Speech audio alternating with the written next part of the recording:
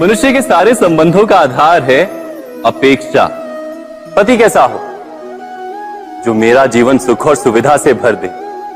पत्नी कैसी हो जो सदैव मेरे प्रति समर्पित रहे। संतान कैसी हो जो मेरी सेवा करे, मेरा आदेश माने।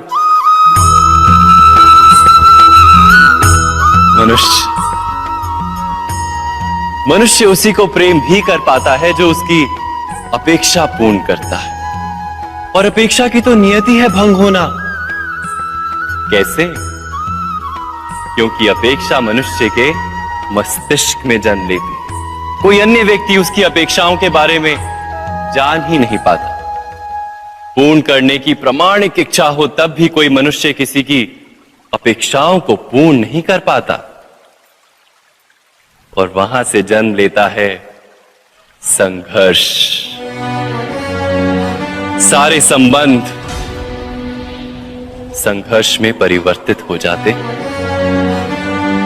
पर मनुष्य अपेक्षा को संबंध का आधार ना बनाए और स्वीकार करे केवल संबंध का आधार, तो क्या ये जीवन स्वयमेव सुख और शांति से नहीं भर जाएगा? स्वयं विचार कीजिएगा।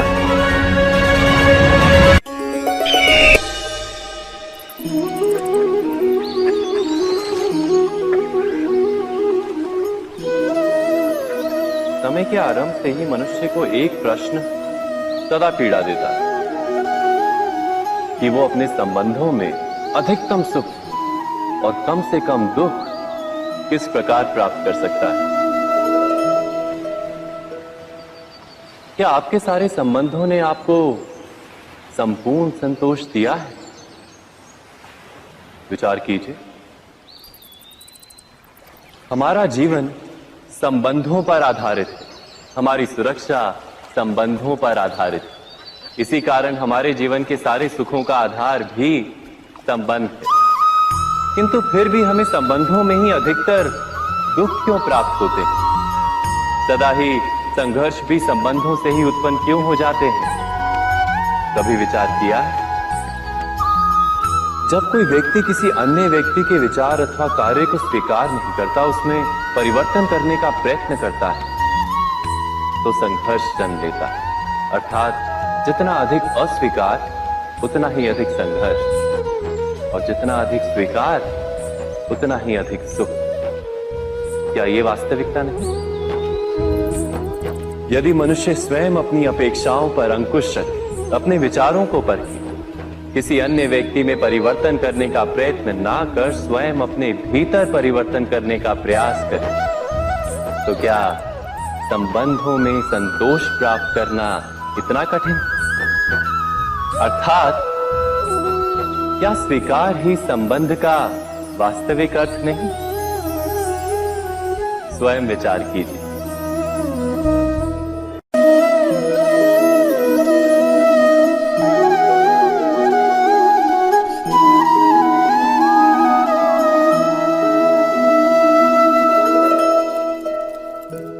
जब किसी व्यक्ति को किसी घटना में अन्याय का अनुभव होता है, तो वो घटना उसके अंतर को झकझोर देती। समस्त जगत उसे अपना शत्रु प्रतीत होता है। अन्याय लगने वाली घटना जितनी बड़ी होती है, मनुष्य का हृदय भी उतना ही अधिक विरोध करता है। उस घटना के उत्तर में वो न्याय मांगता है, और ये योग्य भी है। वास्तव में समाज में किसी भी प्रकार का अन्याय व्यक्ति की आस्था और विश्वास का नाश है। किंतु ये न्याय क्या है? न्याय का अर्थ क्या है? अन्याय करने वाले को अपने कार्य पर पश्चाताप हो और अन्याय भुगतने वाले के मन में फिर से विश्वास जगे समाज के प्रति। इतना ही अर्थ है ना न्याय का। किंतु जिसके हृदय में धर्म नहीं होता, वो न्याय को छोड़कर बैर और प्रतिशोध को अपनाता है। हिंसा के बदले प्रतिहिंसा की भावना लेकर चलता है स्वयं भोगी हुई पीड़ा से कहीं अधिक पीड़ा देने का प्रयत्न करता है, और इस मार्ग पर चलते अन्याय को भुगतने वाला स्वयं अन्याय करने लगता है। शीघ्र ही वो अपराधी बन जाता है, अर्थात न्याय और प्रतिशोध के बीच बहुत कम अंतर होता है, और इसी अंतर का नाम है धर्म। क्या ये सत्य नहीं? स्वयं विचार कीजिए। दो व्यक्ति जब निकट आते हैं तो एक दूसरे के लिए सीमाएं और मर्यादाएं निर्मित करने का प्रयत्न अवश्य करते हैं। हम यदि सारे संबंधों पर विचार करें तो देखेंगे कि इन सारे संबंधों का आधार यही सीमाएं हैं जो हम दूसरों के लिए निर्मित करते हैं, और यदि अनजाने में भी कोई अन्य व्यक्ति इन सीमाओं को तोड़ता है तो उसी क्षण हमारा हृदय क्रोध से भर जाता है। इन सीमाओं का वास्तविक रूप क्या है? क्या हमने कभी विचार किया? सीमाओं के द्वारा हम दूसरे व्यक्ति को निर्णय करने की अनुमति नहीं देते, अपना निर्णय उस व्यक्ति पर थोपते हैं, अर्थात किसी की स्वतंत्रता का अस्वीकार करते हैं।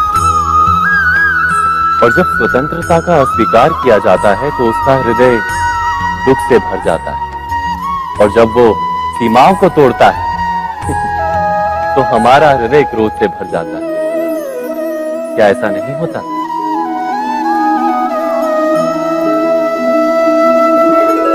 पर यदि एक दूसरे की स्वतंत्रता का सम्मान किया जाए तो किसी मर्यादाओं या सीमाओं की आवश्यकता ही नहीं होती, अर्थात जिस प्रकार स्वीकार किसी संबंध का देह है, क्या वैसे ही स्वतंत्रता किसी संबंध की आत्मा नहीं? स्वयं विचार कीजिए।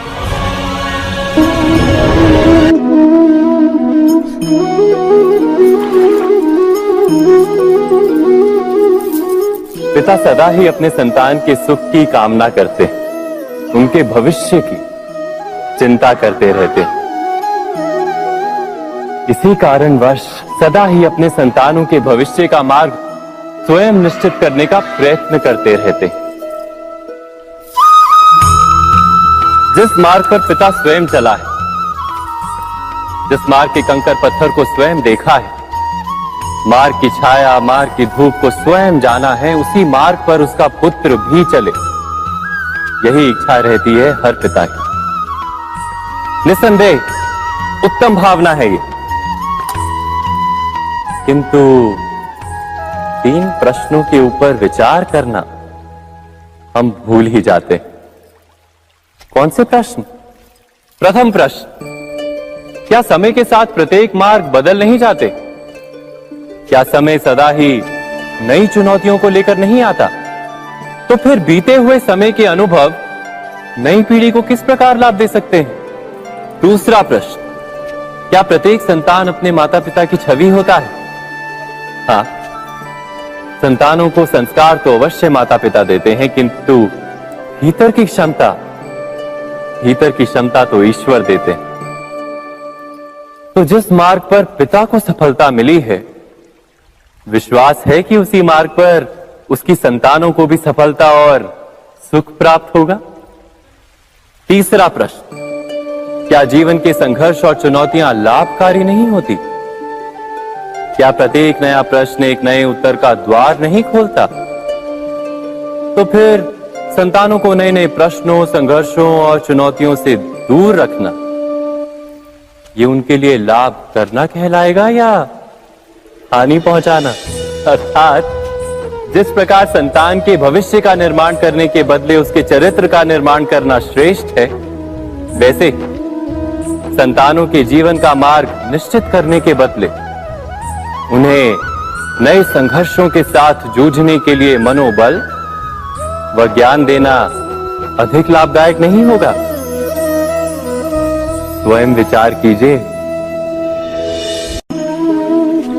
सबके जीवन में ऐसा प्रसंग अवश्य आता है कि सत्य कहने का निश्चय होता है हृदय में, किंतु मुख से सत्य निकल नहीं पाता।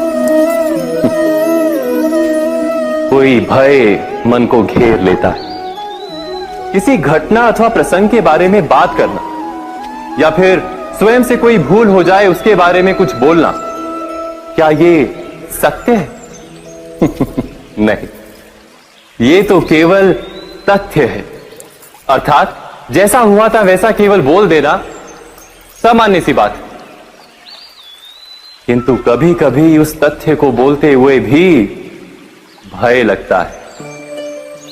कदाचित किसी दूसरे की भावनाओं का विचार आता है मन, दूसरे को दुख होगा ये भय भी शब्दों को रोकता है। तो ये सत्य क्या है? क्या हमने कभी विचार किया है? जब भय रहते हुए भी कोई तथ्य बोलता है तो वो सत्य कहलाता है। वास्तव में सत्य कुछ और नहीं, केवल निर्भयता का दूसरा नाम है। और निर्भय होने का कोई समय नहीं होता, क्योंकि निर्भयता आत्मा का स्वभाव है। अर्थात क्या प्रत्येक क्षण सत्य बोलने का क्षण नहीं होता?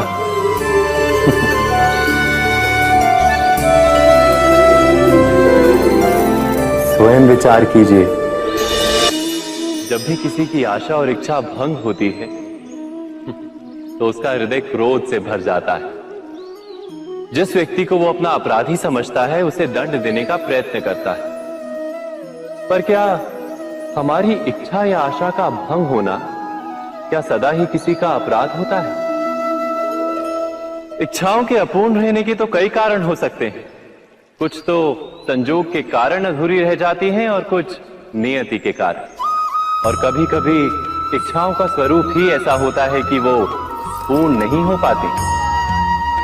बिना परिस्थिति पर विचार किए किसी को अपराधी मान लेना न्याय नहीं, प्रतिशोध है। न्याय का आधार तो दया है, करुणा है, और प्रतिशोध का आधार क्रोध, अहंकार। अर्थात हृदय में करुणा धारण किए बिना किसी के अपराध के विषय में विचार करना, किसी को दंड देना, क्या अपने आप में ही अन्याय नहीं? स्वयं विचार कीजिए।